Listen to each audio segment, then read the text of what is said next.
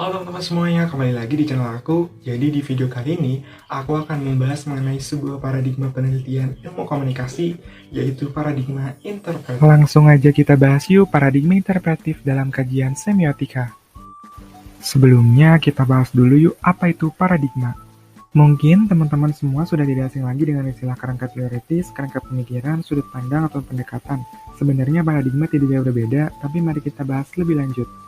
Menurut Harmon dalam Maleyong 2004 nomor 29, paradigma adalah cara mendasar untuk melakukan persepsi, berpikir, menilai, dan melakukan yang berkaitan dengan sesuatu secara khusus tentang realitas.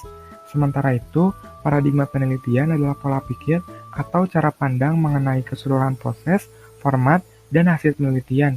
Contohnya positivisme, interpretif, dan kritis. Lalu, bagaimana dengan paradigma interpretif? Sebelum membahas pengertian paradigma interpretif, ada 4 hal yang berkaitan dengan paradigma tersebut. Yang pertama, individu melihat dan membangun realitas sosial secara aktif dan sadar. Kedua, setiap individu memiliki pemaknaan yang berbeda pada suatu peristiwa. Ketiga, realitas sosial adalah hasil dari serangkaian interaksi sosial. Dan yang keempat, dapat dilihat dari berbagai sudut pandang. Dari keempat hal tersebut, kita dapat menyimpulkan bahwa paradigma interpretif adalah paradigma yang menganggap bahwa realitas sosial terjadi karena proses interaksi sosial dan dapat dilihat dari berbagai sudut pandang. Berikut di bawah ini merupakan contoh-contoh sederhana dari paradigma interpretif, di mana ada dua perspektif yang berbeda tergantung seseorang memaknainya. Lalu, ciri-ciri dari paradigma interpretif yang pertama yaitu value bound, di mana nilai tidak terlepas dari kehidupan manusia itu sendiri. Yang kedua, ada persepsi yang berbeda, di mana paradigma interpretif ini mengkaji sesuatu atau peristiwa dilihat dari persepsi yang berbeda-beda. Yang ketiga, to understand. Paradigma ini dianggap sebagai cara untuk memahami suatu kejadian atau peristiwa. Yang keempat, ada induktif, di mana proses penelitiannya dilakukan secara spesifik terlebih dahulu menuju ke yang umum dan abstrak. Dan yang terakhir yaitu ideografis, di mana paradigma interpretif ini mengkaji sesuatu dengan bentuk yang deskriptif. Kemudian metode penelitian yang digunakan yaitu penelitian kualitatif, di mana paradigma ini menekankan pada ilmu, bukan pada hukum dan proses yang baku. Ilmu ini bersifat ideografis yang artinya mengungkap realitas melalui simbol dalam bentuk deskriptif dengan tujuan to understand atau untuk memahami suatu kejadian, maka lahirlah pendekatan kualitatif. Lalu bagaimana dengan analisis semiotikanya? Analisis semiotika merupakan metode penelitian dengan pendekatan tekstual dan studi tentang tanda.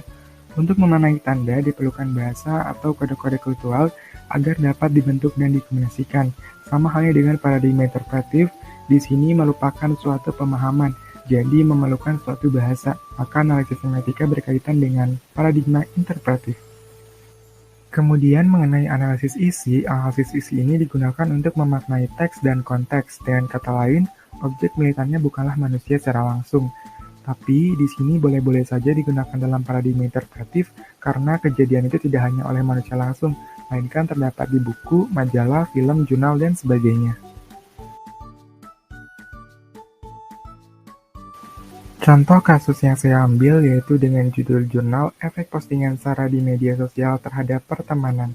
Penelitian ini membahas mengenai efek dari postingan yang berhubungan dengan isu sara di media sosial milik pribadi. Efek yang diteliti yaitu terhadap hal pertemanan. Jadi akan dibahas bagaimana seseorang memaknai hal tersebut, lalu apa yang akan mereka lakukan jika hal itu ditemukan di media sosial. Tentunya ini merupakan kajian dari paradigma interpretif. Dalam jurnal tersebut ditemukan metode penelitian yang digunakan yaitu kualitatif, di mana peneliti berusaha mendeskripsikan hasil observasi pada objek penelitian.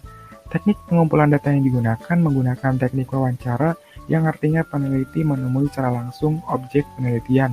Selanjutnya hasil penelitiannya ditemukan tiga respon ini yaitu yang pertama mengabaikan saja, terus yang kedua membatasi pertemanannya dengan cara meng-hide postingan, dan yang ketiga tidak mengikutinya lagi di sosial media dengan cara meng-unfollow dan mereport postingan tersebut. Berikut merupakan literatur yang saya pakai dan saya ucapkan terima kasih kepada Ibu Weni Arindawati, SIPMA selaku dosen pengampu, dan semuanya sampai jumpa lagi.